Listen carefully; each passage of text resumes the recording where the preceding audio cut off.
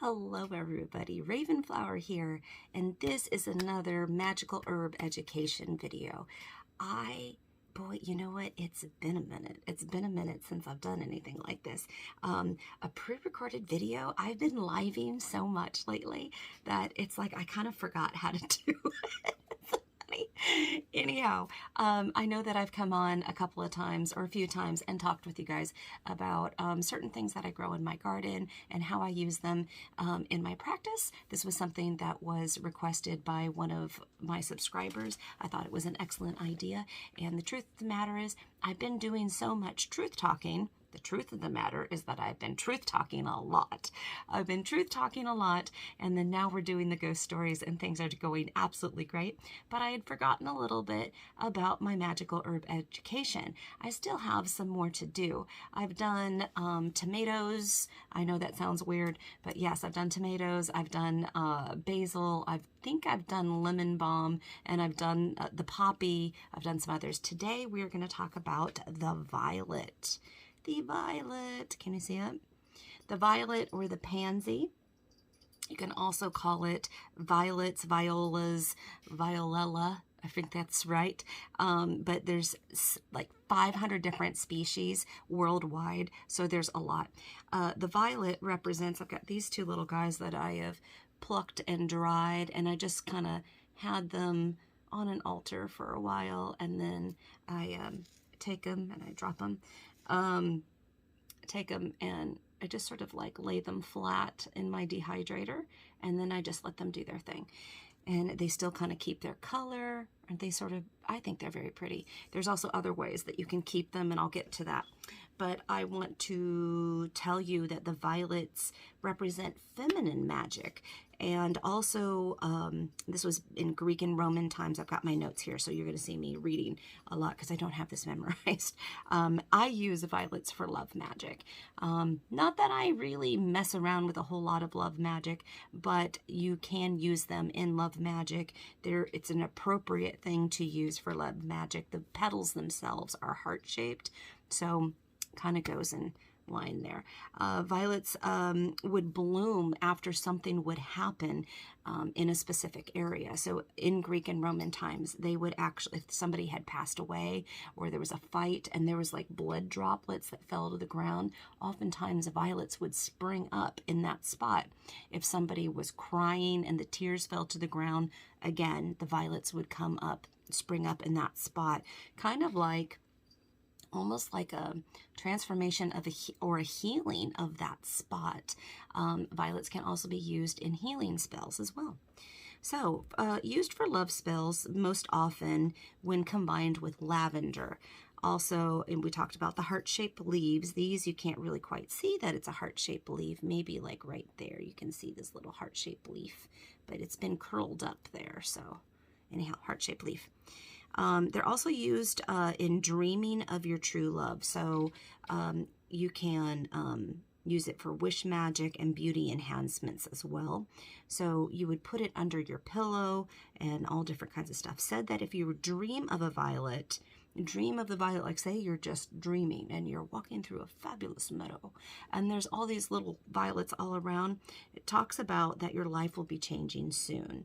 And that's very interesting. So something about the violet does represent some sort of transformation, healing, love, and also protection, believe it or not. Violets under your pillow will enhance prophetic dreams, which I think is pretty awesome, and also divination skills. So I have used lavender and violet together, and I have put it next to my bed, not under my pillow, but I may change it up just a little bit.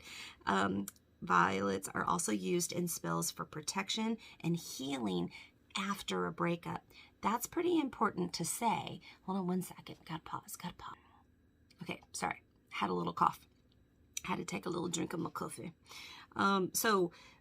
Used for protection and healing after a breakup.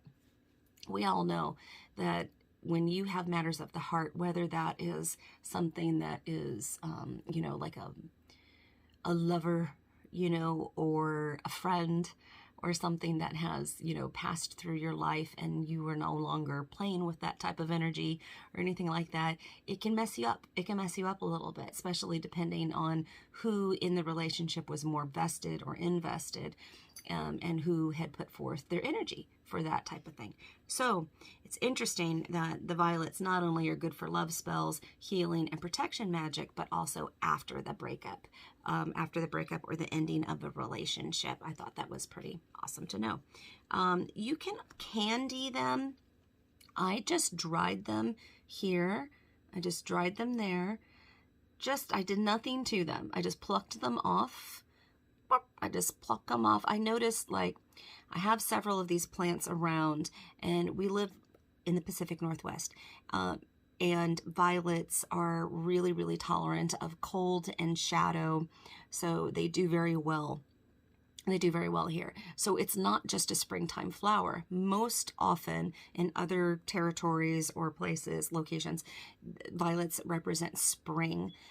Here in the Pacific Northwest, they're around all the time. I don't know if you've seen it in nurseries and other places where you can find a lot of these pansies or violets available for winter because they do so well in the beds. I usually wait and enjoy the flower as long as I possibly can, and when I see the first inkling of it to start to wilt, then I just kind of, you know, pinch it off, pluck it off with my nails or a scissor or something, and then I just lay them flat and dry them. You can also press them, and then you can keep them that way. But something else that I thought was very interesting is that the violet can be sugared. It is an edible flower. This is edible. Now, I am not a doctor, so you don't want to just go chomping on violets just because I said so, but they are edible. This is something that is used quite often or quite frequently in baking, and people can sugar these, meaning they take an egg wash, like egg whites, and, you know, froth them up in a bowl, and then they use a little brush, like a little paintbrush, and you can paint on the egg whites along the flower, or all to cover the flower and the back, and then you dip them in very, very fine sugar, and you can see them on cakes and all different kinds of stuff. Something that I found in the lore here in my research was that when you put a candied violet on a cake, it's to increase your bond with that person. So if you're sharing the cake with somebody else, or you're giving the cake to somebody else, you are looking to increase your bond with that person, your friendship, your love relationship, whatever. Another way that you can do this is that you can actually candy them in a different way. They will keep forever.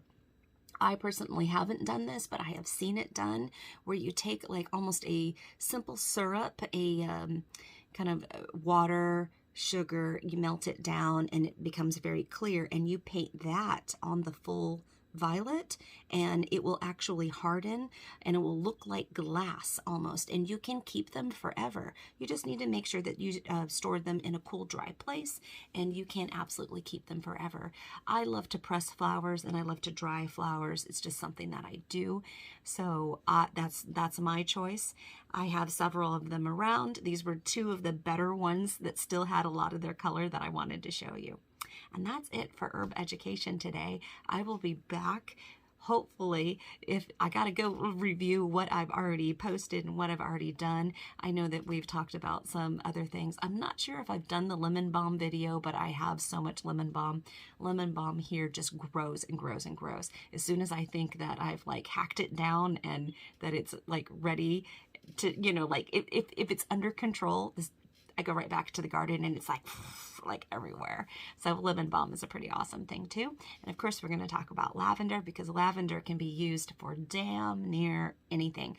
Lavender can be used for luck, for love, for protection. You can use lavender for damn near everything. So I definitely have some lavender in the garden. I'm about to hack away at some of those bushes and get my garden ready for winter, because that's the time frame that we're in. We're towards the middle and end of October here while I'm doing this video, so I'm sure that there's still some little lavender sprigs on the on the bushel before I go hacking it down and getting my beds ready for winter. So I hope that you enjoyed today, and I hope that you'll share this video and also like and subscribe.